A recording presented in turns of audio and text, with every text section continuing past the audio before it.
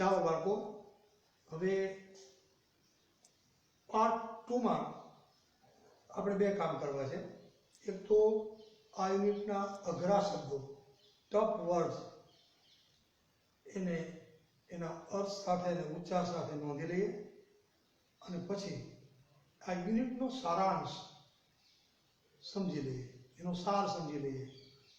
એક એક લીટી નહીં પણ મુખ્ય સારાંશ કે શું સ્ટોરી છે યુનિટ 7 માં કચ્છ અને દેવયાનીમાં આવે છે શું, એ તો તમે સાંભળી લીધી હોય ને, એની કથાને તમે જાણતા હો તો યુનિટ તમને હું કાલે ભણાવું ત્યારે તમને વિશેષ મજા આવે. એટલા માટે આ બે વસ્તુ આપણે કરીને પાર્ટ 2 આ વિડીયો આપણે પૂર્ણ કરશું. હવે હું આ હેડિંગ સાફ કરી અને શબ્દો લખું છું, એ તમે મારી સાથે પાછળ જે ગ્લોસરી છે એમાંથી અઘરા શબ્દો નોંધી લો, એટલે એના અર્થ તમને લખાવી દો. તમને ખબર છે બાળકો કે પહેલા તમારે સ્પેલિંગ લખવાનો, આમ 3 ખાના પાડી દો ગાડીને, પછી પ્રોનન્સિએશન,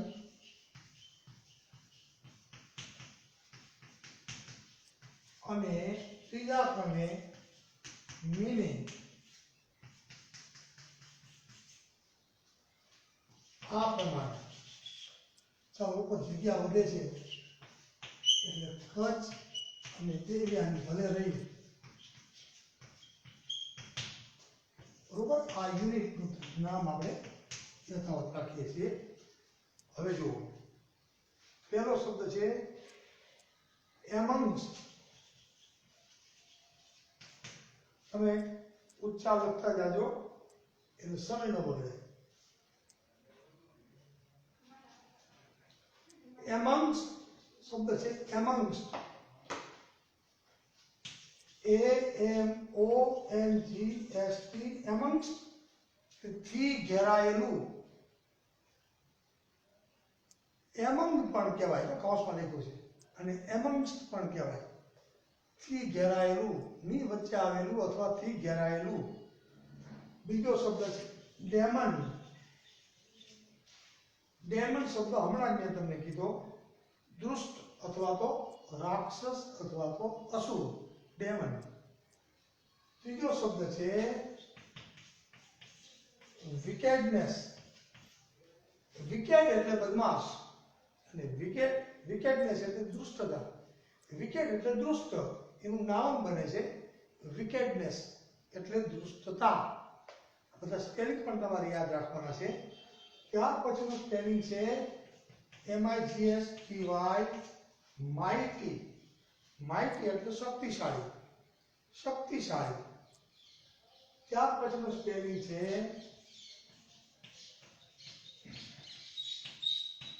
એડવાન્ટેજ. આમ બહુવચનમાં આપ્યું છે એડવાન્ટેજીસ, એડવાન્ટેજ, પછી એસ લગાડ્યું એટલે બહુવચન બન્યું છે એડવાન્ટેજીસ એટલે લાભ, લાભો, બેનિફિટ્સ. ત્યાર પછી ટુ લગાડો, ક્રિયાપદ છે ટુ રિસ્ટોર ટુ લાઈફ. હું શાંતિથી ઉચ્ચાર કરું છું. ટુ રિસ્ટોર ટુ લાઈફ એટલે પુનર્જીવિત કરવું, ફરી વખત જીવતું કરવું, એવો અર્થ થાય એનો. પછી બેટલ. ત્યાર પછીનો શબ્દ છે BATTLE.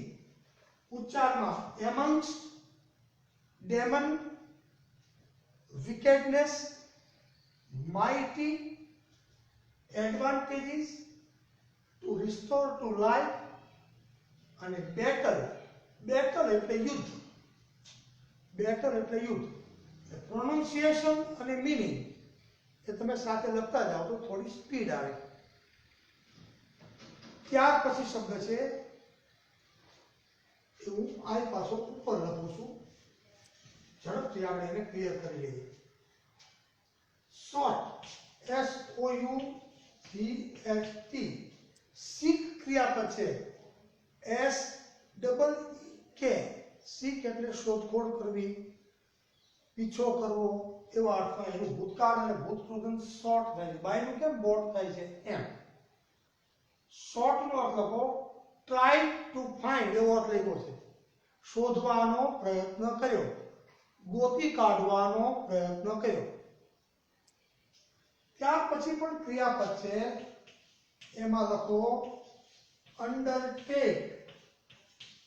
ટુ અંડરટેક એનો અર્થ થાય કંઈક કરવાનું વચન આપવું, કંઈક કરવાનું વચન આપવું અથવા તો સંમત થવું, વાતને માનવી. ત્યાર પછી પર્પઝ,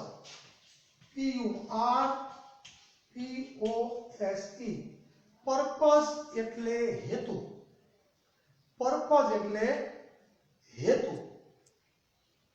ત્યાર પછી પાછું ક્રિયાપદ છે ટુ રેન્ડર. ટુ રેન્ડર એટલે લખો કોઈને કશુંક આપવું. ક્રિયાપદ છે ટુ રેન્ડર એટલે કોઈને કશુંક આપવું. ત્યાર પછી છે ડિસાઇપલ, DISCIPLE, એનો ઉચ્ચાર લખો ડિસાઇપલ એટલે શિષ્ય, વિદ્યાર્થી. ત્યાર પછી છે ડિવોશન. ત્યાર પછીનું નાઉન છે અથવા તો શબ્દ છે ડિવોશન, DEVOTION. ડિવોશન નો અર્થ લખો ભક્તિભાવ, ભક્તિભાવ.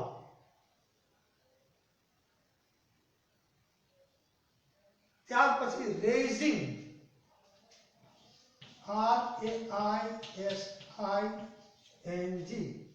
રેઇઝિંગ. રેઇઝિંગ નો અર્થ લખો ઊભું કરવું, બેઠું કરવું, તે પડી ગયેલાને બેઠું કરવું. તે ઘણા શરીરથી પડી જાય, ઘણા મનથી પડી જાય, નિરાશ થઈ ગયા હોય એને બેઠું કરવું. તે ત્યાર પછી ઓબ્જેક્ટિવ,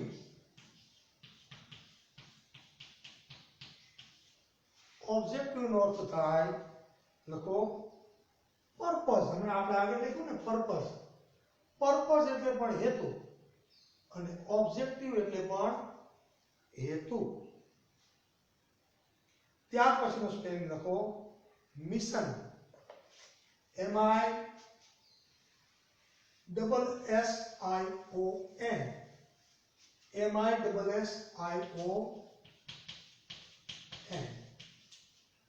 મિશન નો અર્થ લખો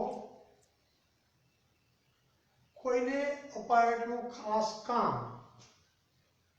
કોઈ પણને અપાયેલું ખાસ કામ, એને આપણે મિશન કહીએ. ત્યાર પછી છે હર્મિટેજ. હર્મિટેજ નો અર્થ થાય, હર્મિટેજ એટલે આશ્રમ, કોઈ પણ સંતોનો, સંન્યાસીનો આશ્રમ, પવિત્ર સ્થળ. ત્યાર પછી સેક્રિફિશિયલ ફાયર,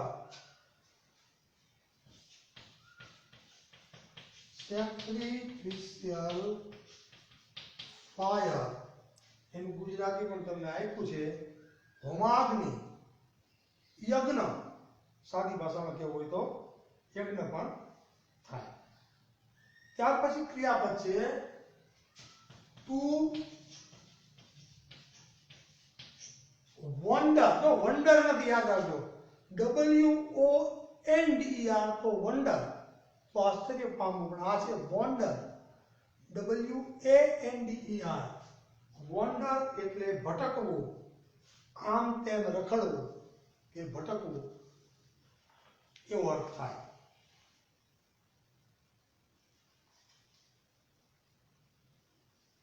ત્યાર પછી શબ્દ છે વેલેડ.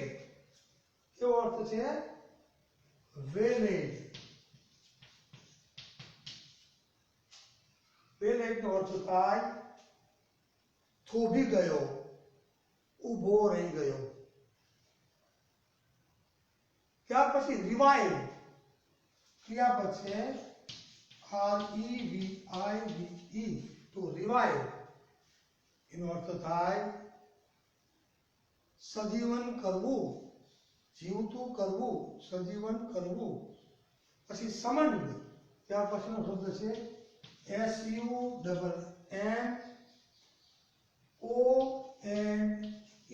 સમન્ડ.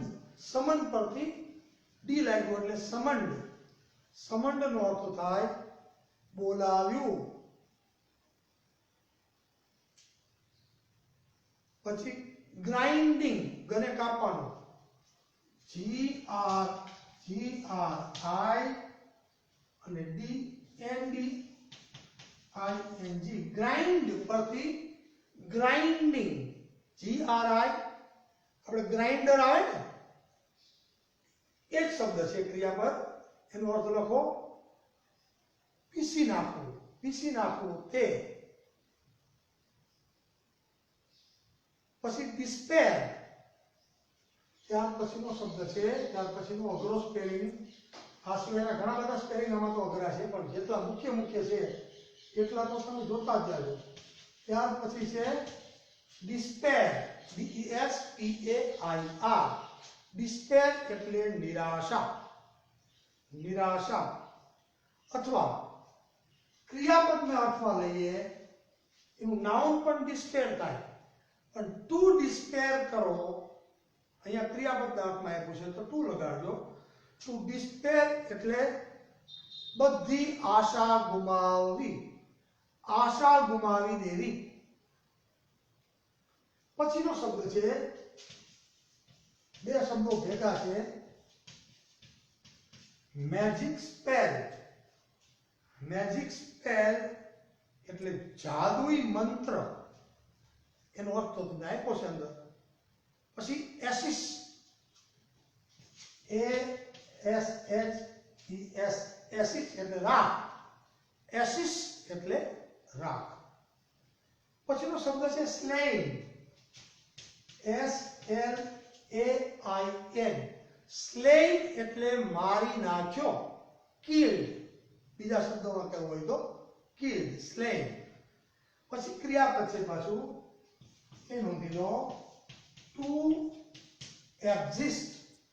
ઝબલાનો ઝ કરવાનો, ટુ એક્ઝિસ્ટ એટલે અસ્તિત્વ ધરાવવું, અસ્તિત્વ ધરાવવું.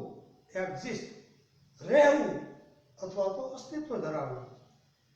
ત્યાર પછી ક્રિયાપદ છે ડિસ્કાર્ડ. આપણા મોબાઈલમાં આ શબ્દ આપણે વારંવાર ડિસ્કાર્ડ શબ્દ આવે છે. નકામું હોય ફેંકી દેવું, ભૂસી નાખવું, કાઢી નાખવું એટલે ડિસ્કાર્ડ. પછી એસ્યોર, ટુ એસ્યોર એનો અર્થ લખો ટુ મેક સર્ટેન એટલે ખાતરી આપવી. એસ્યોર એટલે ખાતરી આપવી. એનું નાઉન બને છે એસ્યોરન્સ. એસ્યોર એટલે ખાતરી આપવી. પછી શબ્દ છે મોર્ટલ, MORTAL. મોર્ટલ નો અર્થ લખો મરણશીલ. જેનું એકવાર મૃત્યુ થવાનું છે એવો જીવ માત્ર, પ્રાણી, પક્ષી કે માણસ, એને મોર્ટલ કહેવાય. આપણે બધા મોર્ટલ છીએ. ત્યાર પછી સ્લ્યુ, સ્લ્યુ SLEW, સ્લ્યુ એટલે પણ એનો અર્થ થાય છે મારી નાખ્યું. સ્લ્યુ એટલે પણ મારી નાખ્યું. પછી ટુ ટેમ્પ્ટ, ટુ ટેમ્પ્ટ એના ઉપરથી ટેમ્પટેશન બને છે. ટુ ટેમ્પ્ટ એટલે લાલચ આપવી, લલચાવવું કે લાલચ આપવી. પછી શબ્દ છે સિન, SIN. સિન એટલે પાપ, SIN, સિન એટલે પાપ. અંગ્રેજીમાં સિન એક કરતા વધારે છે એટલે ધ્યાન રાખજો. SCENE, સિન એટલે દ્રશ્ય. SEEN, સિન એટલે સીનું ભૂતકૃદન. અને SIN, સિન એટલે પાપ. પછી બીટ્રેડ, કયો શબ્દ છે? betrayed એટલે લખો દગો દીધો, વિશ્વાસઘાત કર્યો, વિશ્વાસઘાત કર્યો. પછી શબ્દ છે કર્સ, CURSE, કર્સ એટલે શાપ, શાપ, સાપ નહીં હો, શાપ, શ્રાપ કહીને આપણે. અને પ્લીડ, સૌથી છેલ્લો શબ્દ છે તમારી યાદીમાં ટુ પ્લીડ. પ્લીડ એટલે આજીજી કરવી, વિનંતી કરવી, કરગરવું, આજીજી કરવી અથવા તો કરગરવું. આટલે સુધી આપણે સ્પેલિંગ અઘરા છે એ જોઈ લીધા. હવે 5-10 મિનિટમાં આ પાર્ટ 2 માં હું તમને કચ્છ અને દેવયાનીની જે મહાભારતના આદિ પર્વ જે કથા છે એ આદિ પર્વની કથાનો સારાંશ ટૂંકમાં કહી દઉં એટલે તમને કાલે પાઠ ભણવો ગમશે. જેને ભણવું છે એને, નથી ભણવું તો કોઈ જોડાતા નથી મને ખબર છે, પણ ભણનારા ભણે છે એનો અમને આનંદ છે. કથા એવી છે બાળકો કે શુક્રાચાર્ય, એની દીકરી છે દેવયાની, બૃહસ્પતિ એનો દીકરો છે કચ્છ, અને સુરો અને અસુરો વચ્ચે હંમેશા યુદ્ધ ચાલે છે. મહાભારતમાં કથા તમે વાંચો તો દેવો અને અસુરો, gods and demons, always quarrel with each other, હંમેશા એકબીજા સાથે ઝઘડતા રહે છે, બાંધતા રહે છે, અલગ અલગ કારણો માટે. અસુરો દેવતાઓને હંમેશા હેરાન કરે છે, દેવતાઓ પરેશાન છે, વારંવાર બે વચ્ચે યુદ્ધ થાય છે. એટલે જ્યારે યુદ્ધ થાય ને ત્યારે અસુરોનો વિજય થાય. પણ યુદ્ધની અંદર મોટે ભાગે દેવો જ મરે છે, દેવોનું મૃત્યુ થાય છે. જ્યારે જ્યારે યુદ્ધ થાય ત્યારે કેટલાય દેવો છે એને દાનવો મારી નાખે છે. એની સામે દાનવો પણ મરે છે.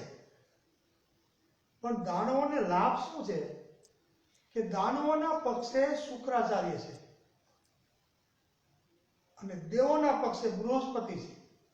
તો જે શુક્રાચાર્ય છે દેવયાનીના પિતા, એની પાસે સંજીવની શક્તિ છે કે માણસને, મરેલા માણસને જીવતો કરવાની શક્તિ. એવા મંત્રો શુક્રાચાર્ય જાણે છે કે મરેલા માણસને બેઠો કરી શકે, જીવતો કરી શકે. એટલે થાય કેવું, જ્યારે જ્યારે દેવો એને અસુરો વચ્ચે યુદ્ધ થાય ત્યારે અસુરોય મરે, દેવોય મરે. પણ અસુરોના પક્ષે શુક્રાચાર્ય છે એ તરત મરેલા જે અસુરો છે, દેવો દ્વારા જે મરાયા છે એને જીવતા કરી નાખે મંત્ર બોલીને. દેવો જે મરી ગયા એ તો મરી ગયા, એને કોણ જીવતા કરે? એટલે દેવોની સંખ્યા ઘટતી જાય છે અને અસુરોની સંખ્યા ઈની રહે છે. વળી પાછા યુદ્ધ કરવા આવે, વારંવાર યુદ્ધ ચાલુ જ હોય. ત્યારે ફરી વખત દેવતાઓ મરાય, પાછા દેવો મરાય.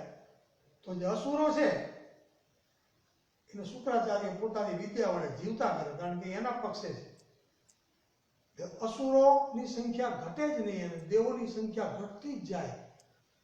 એટલે પછી બધા દેવો મૂંઝાણા કે આ તો આમને આમ યુદ્ધ ચાલુ રહેશે તો આપણામાંથી કોઈ બચશું જ નહીં અને અસુરો રાજ કરશે અને આપણું તો અસ્તિત્વ જ નહીં રહે. તો કાંઈક રસ્તો કાઢવો પડે.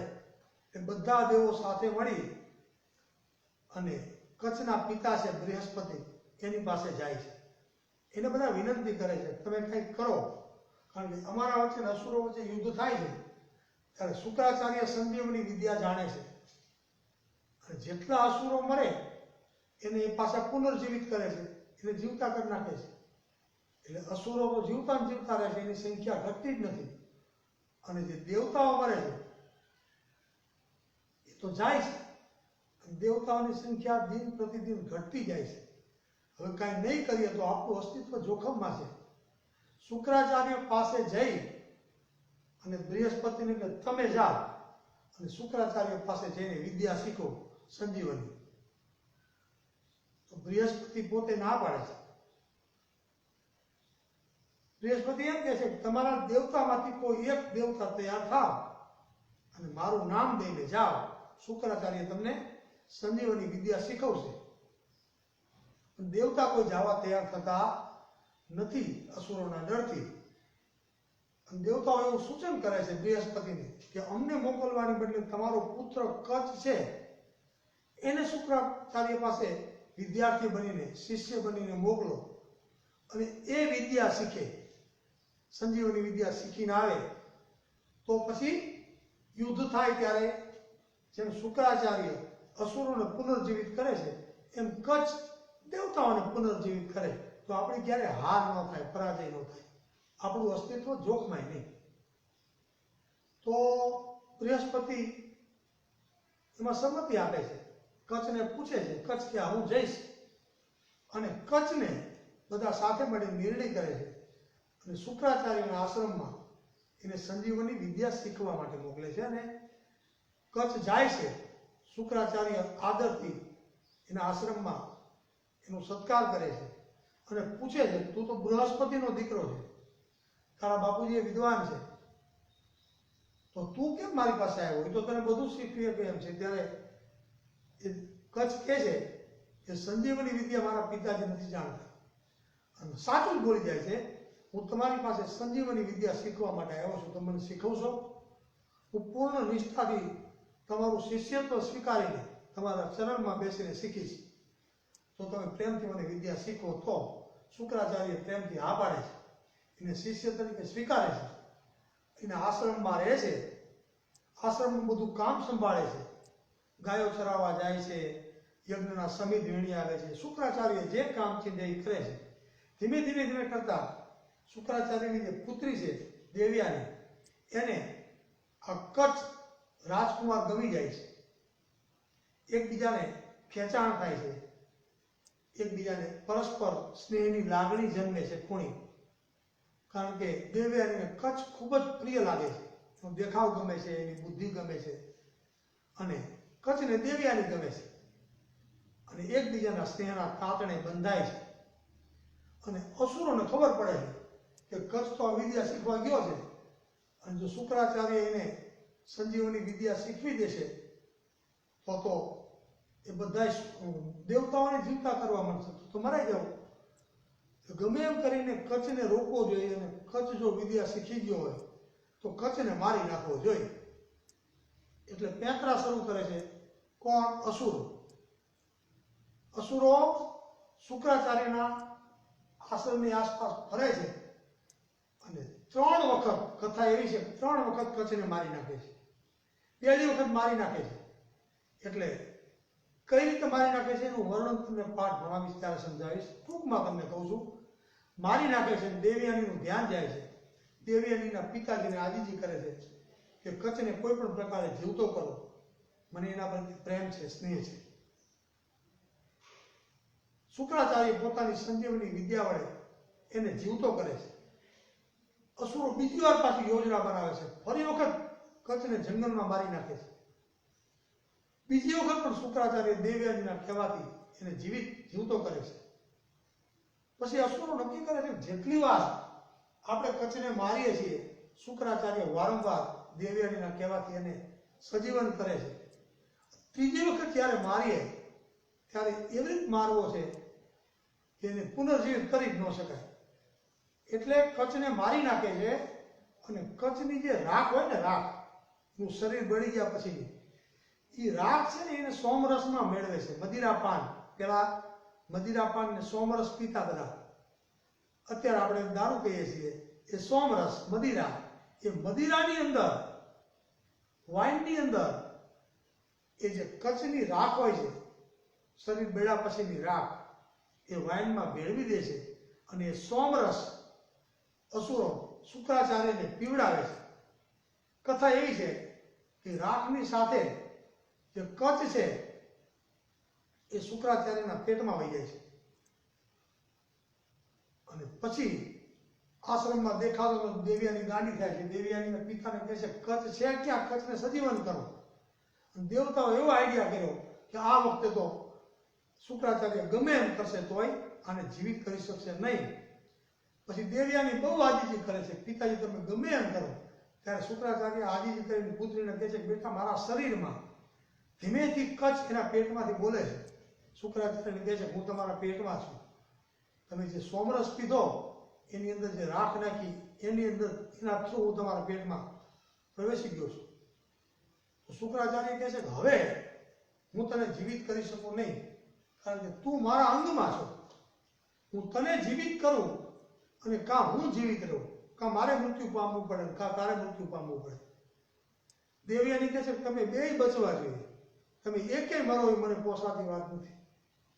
અને શુક્રાચાર્ય મૂંઝાય છે અને પછી કચ્છ રસ્તો બતાવે છે. તમે એક કામ કરો, મને સજીવન કરી અને બહાર કાઢો, તમારું મૃત્યુ થશે. શુક્રાચાર્યને કહે છે અને મને સંજીવની વિદ્યા આવડી ગઈ છે, હું જીવતો બહાર આવીશ તો તમે ભલે મૃત્યુ પામ્યા, હું તમને પાછા સંજીવની વિદ્યાનો ઉપયોગ કરીને જીવિત કરીશ.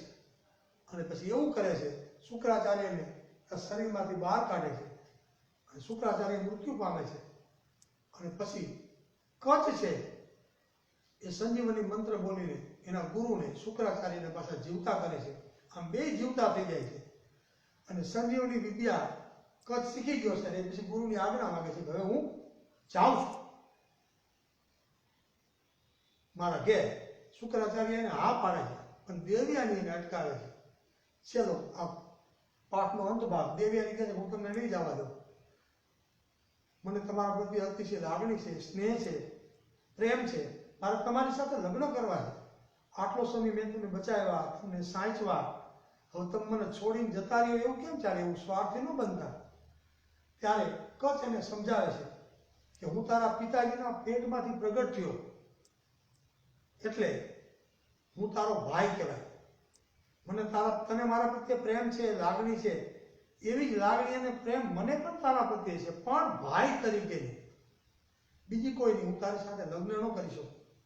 દેવયાનીને ગુસ્સો આવે છે, ખૂબ ગુસ્સો આવે છે. અને પાઠના અંત ભાગમાં જ્યારે ગમે તેટલું સમજાવવા છતાંય કચ્છ લગ્ન કરવાની ના પાડે છે. તો પત્ની તરીકે જ્યારે સ્વીકાર નથી કરતો ત્યારે દેવયાની એને શ્રાપ આપે છે. એવો શ્રાપ આપે છે કે મારા પિતાજી પાસેથી તું જે સંજીવની વિદ્યા શીખ્યો છું એ યોગ્ય સમય જ્યારે આવશે ત્યારે તને કામમાં નહીં આવે, ખપમાં નહીં આવે. આવો હું તને શ્રાપ આપું છું. ત્યારે કચ્છ એના પગમાં પડીને સમજાવે છે કે મને તારા સાથે લાગણી છે, પ્રેમ છે, પણ ભાઈ તરીકેની છે. તું મને આવો શ્રાપ ન આપ. આજીજી કરે છે પણ દેવયાની પોતાનો શ્રાપ પાછો લેતી નથી અને કચ્છ બૃહસ્પતિ પોતાના પિતાના ઘરે પાછો ફરે છે. દેવતાઓ એનું સ્વાગત કરે છે. અહીંયા આ યુનિટ પૂરું થઈ જાય છે. આગળની કથા તમારે જાણવી હોય કે પછી આગળ શું થાય છે એના માટે મહાભારતના આદિ પર્વમાં આની સંપૂર્ણ કથા હશે. એ બાળકો નિરાતે વિકિપીડિયામાં વાંચજો અને જાણજો. આવતીકાલના ક્લાસમાં હું ભાષાંતર સાથે આ યુનિટ તમને ભણાવીશ. ત્યાં સુધી આવજો. નવીનભાઈને નમસ્કાર.